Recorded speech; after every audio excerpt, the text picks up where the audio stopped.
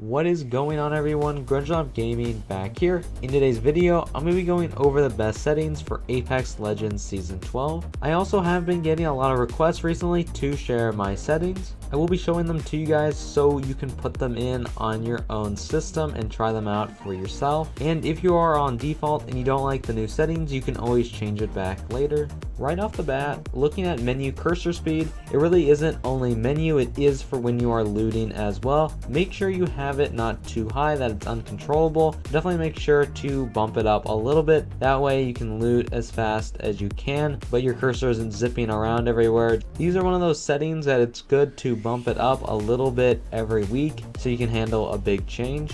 Now the next thing is vibration. If you want better aim altogether, it is highly recommended that you turn it off. When on controller, vibration can sometimes screw up your aim because while you are trying to aim, you're also going to be having a tough time gripping the controller as well, as it vibrates when you are being shot or taking any damage. Now for me especially, I will toggle it. If I have music in or something, I will leave it on just so I know when I am being shot at or something like that. But I definitely recommend trying it off and seeing if your aim improves from that. Looking at advanced controls, you can copy most of this down. Most of it is pretty basic stuff. It's all about how your HUD will work, as well as when you are aiming down sights and being able to turn around quickly, as well as if there is a target moving, being able to follow the target while also shooting at them. And definitely make sure, if you are on controller, definitely make sure you have the aim assist on. That will definitely make your aim better. If you want to get better at aiming, a good way to practice is to put it on PC aim assist, which is basically nothing. You can hardly even tell that you're getting aim assist. And then when you actually want to go play for real, definitely recommend turning it back on. That way you are relying on your own aim and not always the aim assist, because it is pretty powerful on controller. Now on the video tab, these are all for your preferences. My field of view personally is at 96. My FOV ability scaling is enabled,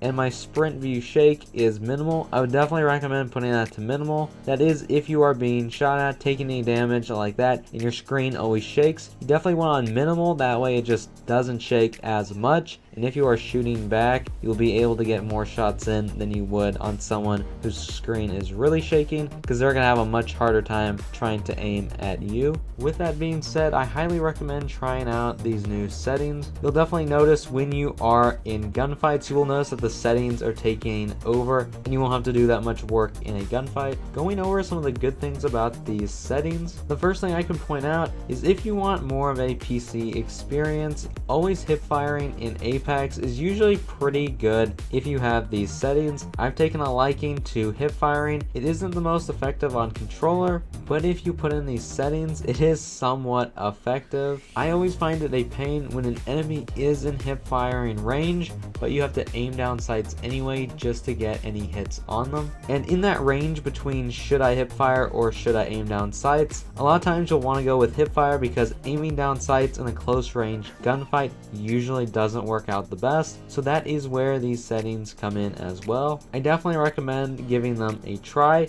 It will take a couple games to get used to. I definitely recommend hitting the fire range first. Thank you guys all so much for watching this quick video. Definitely make sure to subscribe. It comes at no cost to you, and you can always unsubscribe later. A big thank you to my subscribers and channel members. Have a great rest of your day, and I'll see you all around later. Bye guys.